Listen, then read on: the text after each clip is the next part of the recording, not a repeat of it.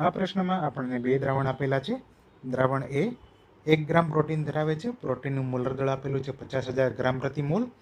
તો 1 ગ્રામ પ્રોટીનને 0.5 લીટર પાણીમાં 300 કેલ્વિન તાપમાને ઓગાળીને તૈયાર કરવામાં આવે છે અને તેનું અભિસરણ દબાણ એટલે કે દ્રાવણ એનું અભિસરણ દબાણ મળે છે આપણને x બાર. હવે દ્રાવણ બી સમાન પ્રોટીનના 2 ગ્રામ. સમાન પ્રોટીન એટલે 50,000 ગ્રામ પ્રતિ મોલ મોલર દળ ધરાવતું. તો આ પ્રોટીનના 2 ગ્રામને 1 લીટર પાણીમાં 300 કેલ્વિન તાપમાને ઓગાળીને બનાવવામાં આવે છે. દ્રાવણ બીનું અભિસરણ દબાણ આપણને મળે છે y બાર. દ્રાવણ એના સંપૂર્ણ દ્રાવણને દ્રાવણ બીના સંપૂર્ણ દ્રાવણ સાથે સમાન તાપમાને મિશ્રિત કરવામાં આવે છે. તો પરિણામી દ્રાવણ છે જેનું અભિસરણ દબાણ મળે છે z બાર મિશ્રણ બાદ. તો x, y અને z જે અભિસરણ દબાણ છે એ અનુક્રમે આપેલા ઓપ્શનમાંથી પસંદ કરવાના છે. અભિસરણ દબાણનું સૂત્ર જોઈએ તો અભિસરણ દબાણ પાઈ બરાબર CRT. આ સૂત્રમાં પાઈ એટલે અભિસરણ દબાણ છે, સી મોલારિટી સાંદ્રતા હોય, આર સાર્વત્રિક વાયુ અચળાંક અને ટી એટલે તાપમાન. હવે સીની જગ્યાએ આપણે મોલારિટી એટલે કે મોલ છેદમાં દ્રાવણનું કદ લીટરમાં મૂકી શકીએ ગુણ્યા આર ટી. મોલ આપણને ડાયરેક્ટ આપેલા ન હોવાથી આપણે મોલની જગ્યાએ દળ ભાગ્યા મોલર દળ મૂકી શકીએ. દળ ભાગ્યા મોલર દળ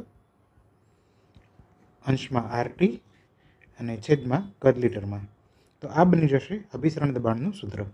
આ સૂત્રનો યુઝ કરીને આપણે દ્રાવણ એ, દ્રાવણ બી અને મિશ્રણનું પરિણામી દ્રાવણ છે એના અભિસરણ દબાણ શોધીશું.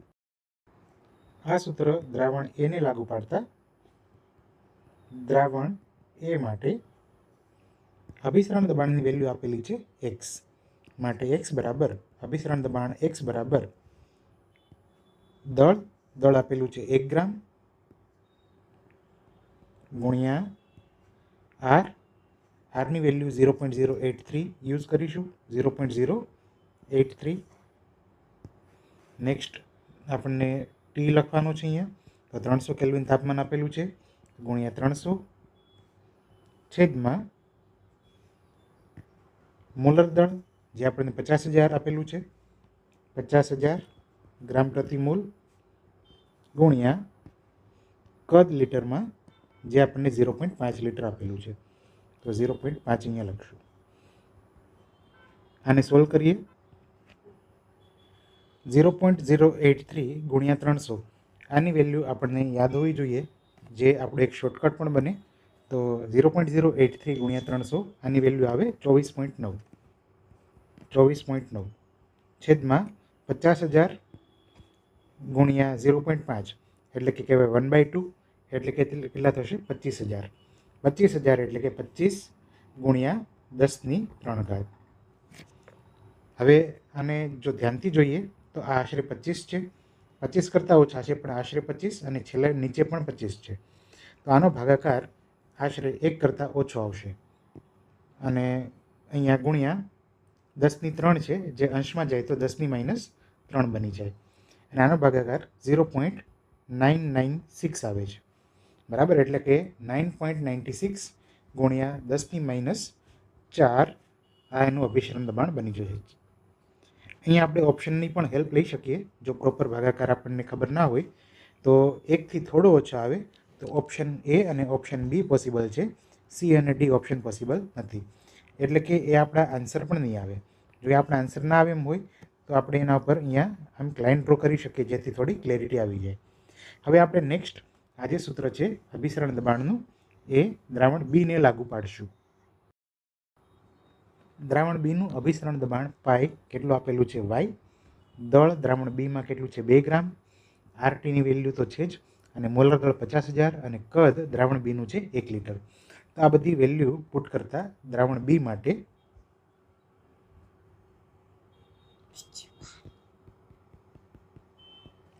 માટે અભિસરણ દબાણ બનશે y બરાબર. અહીંયા હવે શું મૂકશું? દળ જે 2 ગ્રામ છે y બરાબર 2 ગુણ્યા આરટી. આરની વેલ્યુ છે 0.083. ટી 300 કેલ્વિન હતું છેદમાં મોલર દળ જે લેવાનું છે 50,000 અને દ્રાવણનું કદ લાસ્ટમાં આવશે 1 લીટર. આને સોલ્વ કરીએ, ફરીથી યુઝ કરશું. 0.083 ગુણ્યા 300 કેટલા આવે? 24.9. તો આને યાદ જ રાખો. 0.083 ગુણ્યા 300 24.9 ગુણ્યા 50,000 ભાગ્યા 50,000. ઓકે, તો અહીંયા આ 2 અને 50,000 25,000થી કટ થઈ જાય, તો કેલ્ક્યુલેશન એનું એ જ આવી જશે 24.9 ભાગ્યા 25 ગુણ્યા 10⁻³ સોરી 10+3 અને આવશે 0.996 ગુણ્યા 10⁻³ એટલે કે 9.96 ગુણ્યા 10⁻⁴ તો વાયની વેલ્યુ પણ આપણને મળી છે y બરાબર 9.96 ગુણ્યા 10⁻⁴. ઓકે, તો ઓપ્શનમાં ચેક કરીએ. બંને ઓપ્શનમાં હજી આપણી પાસે એ અને બીમાં બંને સાઈડ 9.96 ગુણ્યા 10⁻⁴ છે. હવે આપણે મિશ્રણ કરીએ ત્યારે એ અને બીનું મિશ્રણ કરીએ ત્યારે કુલ દળ થશે 2 અને 1 3 ગ્રામ, અને દ્રાવણનું કદ વધી જશે 0.5 અને 1 એટલે કે ટોટલ 1.5 લીટર. તાપમાન એઝ ઇટ ઇઝ રહેશે, આરની વેલ્યુ સેમ હોય, પણ મિશ્રણ બાદ અભિસરણ દબાણ છે એ ઝેડ બની જશે. તો અહીંયા લખતા મિશ્રણ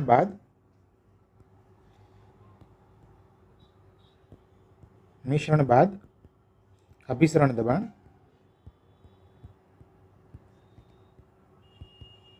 કેટલું બને છે? ઝેડ. એનું સૂત્ર બને દળ ભાગ્યા મોલર દળ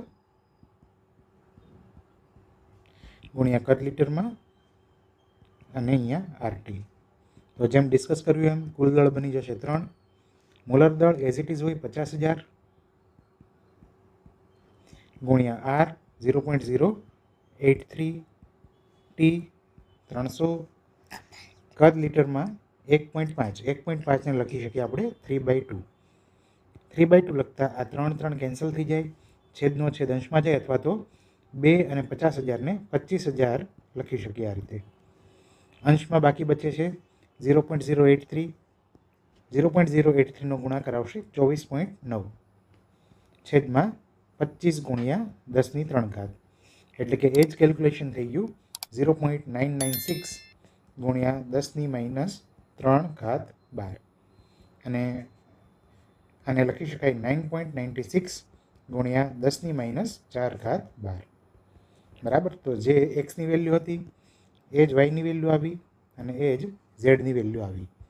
બરાબર. તો આપણો કરેક્ટ આન્સર હશે ઓપ્શન એ. Thank you.